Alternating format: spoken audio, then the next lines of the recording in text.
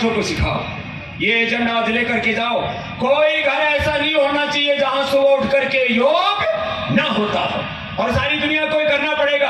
जो योग नहीं करेंगे मोटे मोटे हो जाएंगे, फिर कपड़ों में से पेट बाहर निकलोगे, कमर बाहर निकल, घड़ा तो चाले तो एकदम कुल्ला ऐसे हाले के धरती फट जाएगी। और बाबा जी ने भंडारो जोरदार कर रखो है, घना को 2-2 किलो वजन 5 दिन भंडारो खा के बढ़ गयो। बाप जी वास्ते जोरदार तालियां बजाओ, लेकिन यहाँ भंडारो खा के योग कर दो। तो सुनो, जो योग नहीं करेगा उसका पेट फटेगा, जो योग नहीं करेगा उसकी कमर बढ़ेगी, उसका कुल्ला मोटा मोटा हो जाएगा, फिर यूं यूं चाल। अरे पेट देखो इतना पतला होना चाहिए, देखो कोई किसी से भूल चूक नहीं होगी। तो भाई अपने बड़े हैं ना, वो अपने आप ठीक कर लेंगे। लेकिन आज भी पूरी दुनिया में सबसे शुद्ध कहीं साधु है तो सनातन धर्म के साधु। एक बार जोरदार है मैंने अपने धर्म के ध्वजावाहकों के लिए।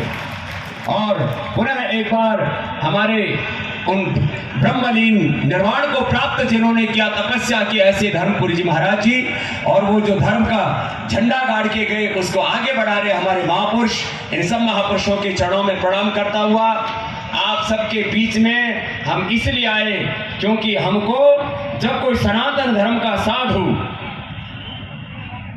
जब याद करता है और ये कहता है कि महाराज अठे लाखों लोग आ रहे हैं अपने साधुओं ने सुनने वास्ते, तो फिर वहां आना हम अपना धर्म मानते हैं, हम अपना कर्तव्य मानते हैं। इसलिए इतनी दूर से चल करके आपके बीच आए तो कोई एहसान करने नहीं आए, ये हमारा धर्म है। और आने वाले समय में पूरी दुनिया अब सनातन धर्म को ही फॉलो करेगी और जीने का कोई रास्ता ही नहीं है। वेदाहमेतम पुरुषम महांतम आदित्य वर्णम तमसा पुरस्तात् तमेव विदित्वा मृत्युवेति नान्यः पंथा विद्यते अनाय। तो आज अब देखो, पहलो प्रवचन मेरो रखती हो, अब एक प्रोटोकॉल होता है ना। अब हमारे आचार्य मोहम्मद लेसर जी जो हमारी इस साधु परंपरा के, इस धर्म परंपरा के, सनातन परंपरा के हमारे अलग अलग मत पंथ संप्रदाय है, उसमें जूना पीठ, ये जूने का मतलब पुराना ही होता है। अपने बैठे भी जूनो बोला, गुजरात में भी जूनो एटले बहुत पुरानो सनातन। तो जूना अखाड़ा मतलब जो सनातन अखाड़ा हमारा, उसके हमारे पीठाधीश्वर हैं।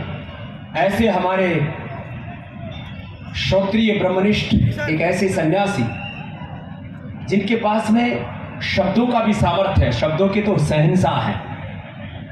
माने पूज्य महाराज श्री, हम तो थोड़ी बहुत फिर भी लोक भाषा बोल लेते, महाराज जी तो लोक भाषा के बजाय शास्त्र की जो श्लोक की मंत्रों की भाषा है उसी में ज्यादा बात करते हैं। तो थे ध्यान से बैठो और सुनो, अपने गुरु बात कहना।